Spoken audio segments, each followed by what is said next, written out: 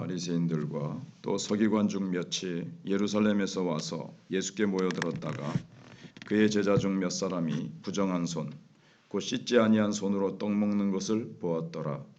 바리새인들과 모든 유대인들은 장로들의 전통을 지키어 손을 잘 씻지 않고서는 음식을 먹지 아니하며 또 시장에서 돌아와서도 물을 뿌리지 않고서는 먹지 아니하며 그 외에도 여러 가지를 지키어 오는 것이 있으니 장과 주발과 녹그릇을 씻음이로라. 이에 바리새인들과 서기관들이 예수께 묻되 어찌하여 당신의 제자들은 장로들의 전통을 준행하지 아니하고 부정한 손으로 떡을 먹나이까?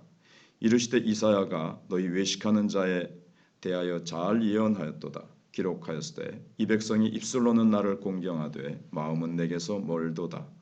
사람의 계명으로 교훈을 삼아 가르치니 나를 헛되이 경배하는도다 하였느니라. 너희가 하나님의 계명은 버리고 사람의 전통을 지키느니라.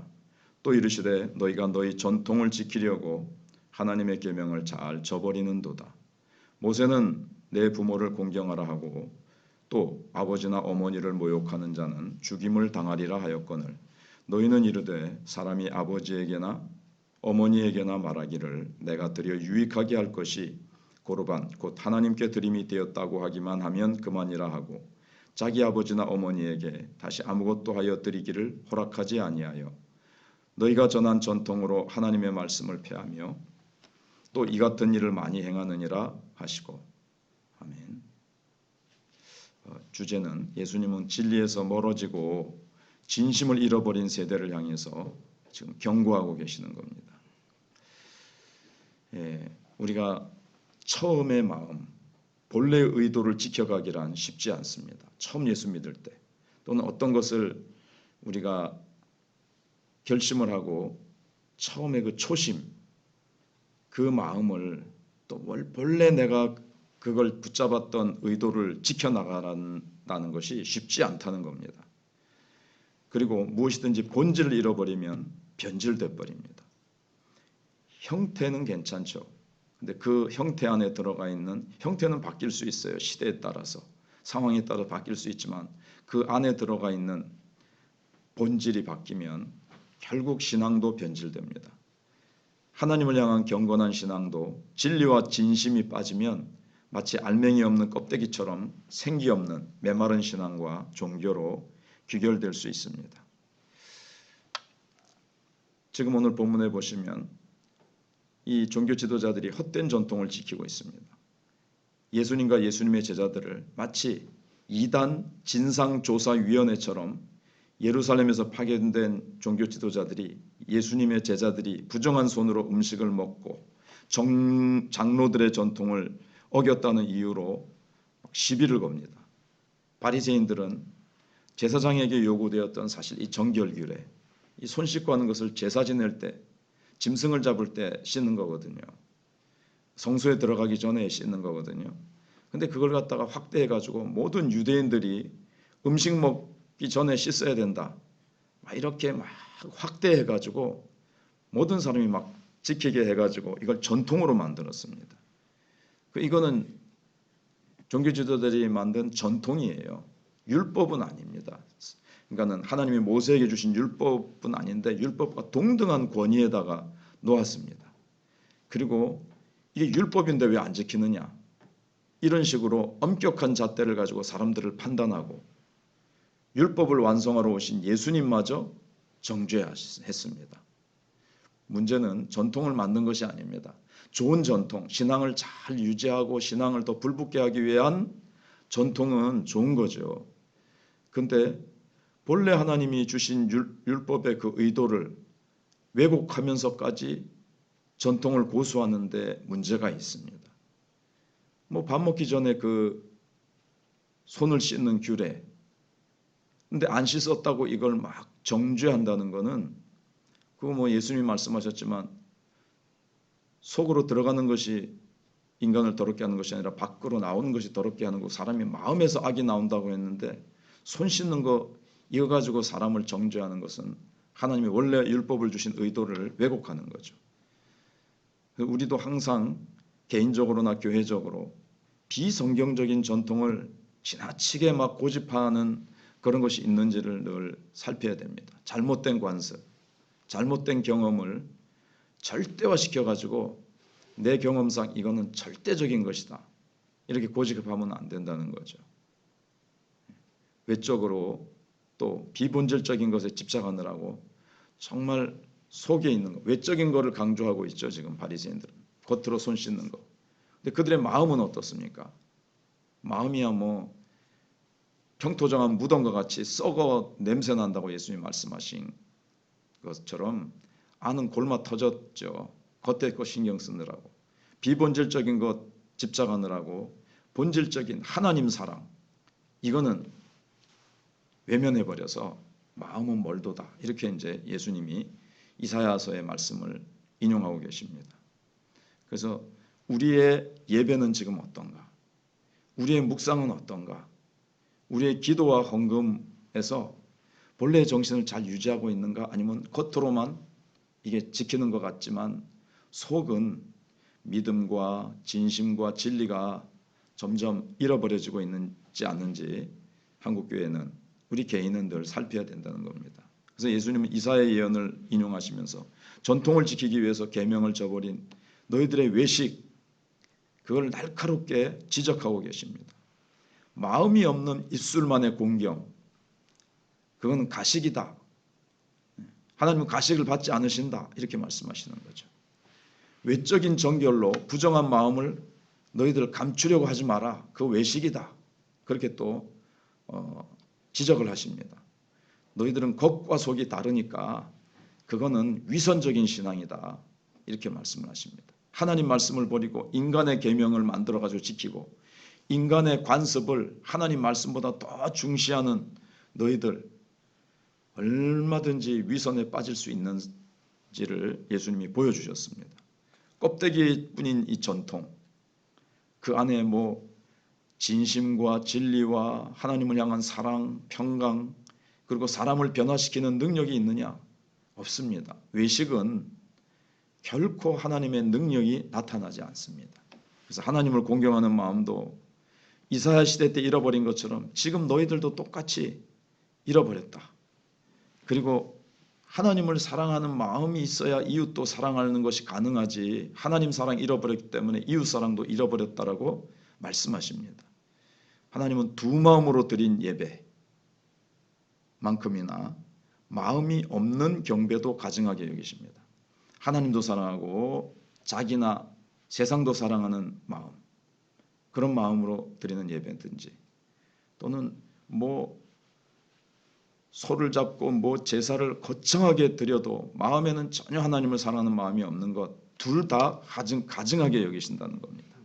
그래서 철저한 계명 준수보다도 하나님이 원하시는 것은 생생한 만남, 하나님과의 생생하고 깊이 있는 친밀하고 진실한 교제, 그걸 이제 원하시죠.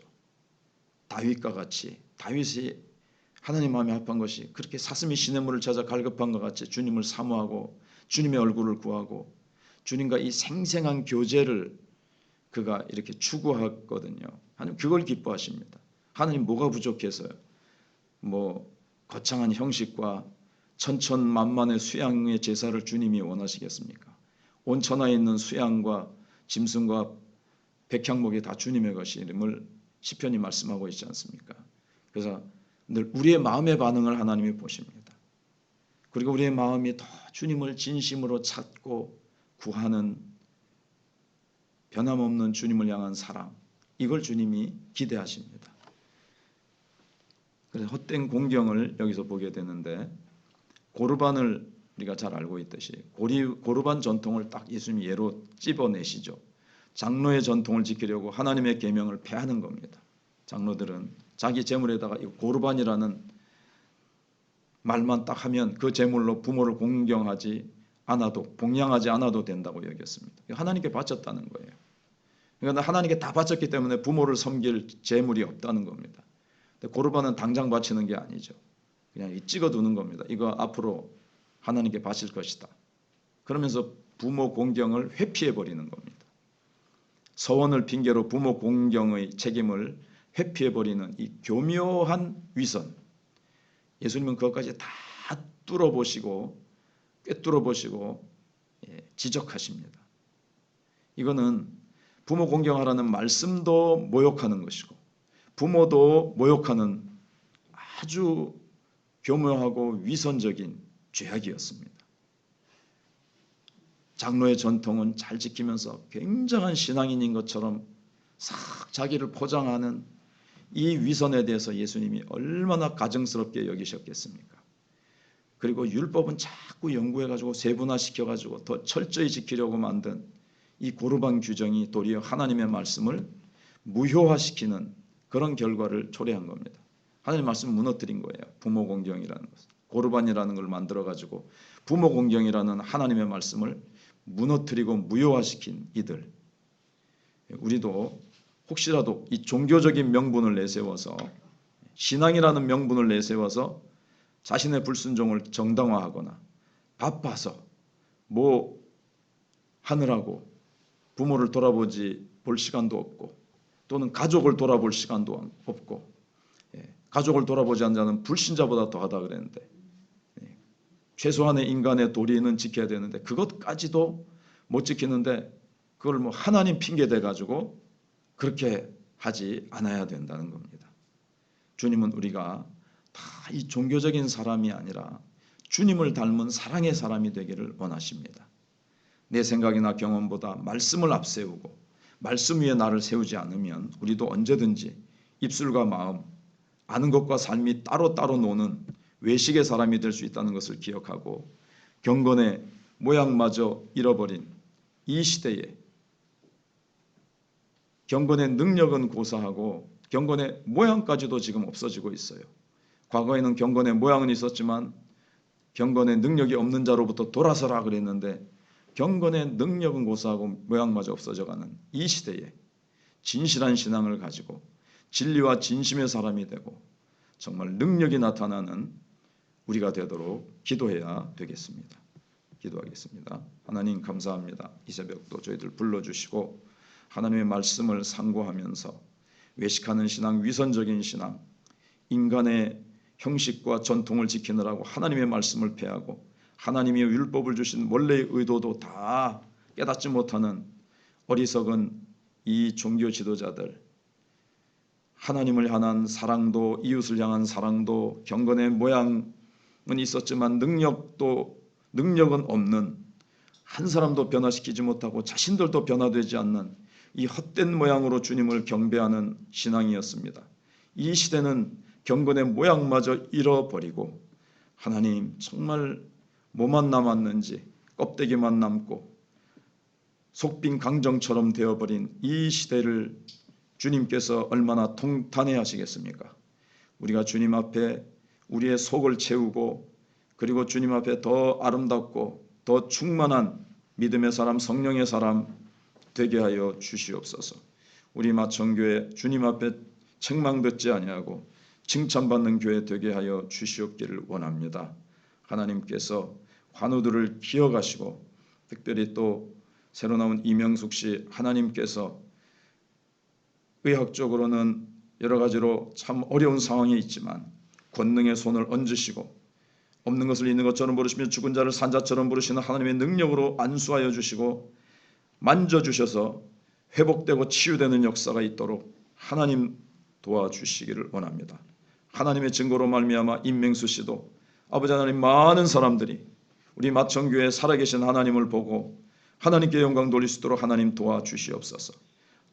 주님께서 우리 희종이와 또 여러 우리 박순영 집사님, 오혜영 권사님, 김영애 권사님, 여러 또 강동철 집사님, 하나님께서 다 어려운 가운데 있습니다. 치료자, 전능하신 하나님 의지할 때 하나님께서 나음의 역사가 있도록 하나님 함께하여 주시옵소서. 우리 교사들을 기억하시고 우리 교회 학교를 기억해 주실 줄 믿습니다. 감사드리옵고 계속해서 우리가 전도하고 또 새로운 사람들이 계속 한 사람 한 사람 주께로 나오는 귀한 역사가 있도록 역사해 주실 줄 믿사옵고 선교 현장에 있는 선교사들에게도 오늘도 함께하시고 구문에 있는 아들들을 지키시고 붙드시옵소서. 감사드리오며 예수님 이름으로 기도하옵나이다. 아멘.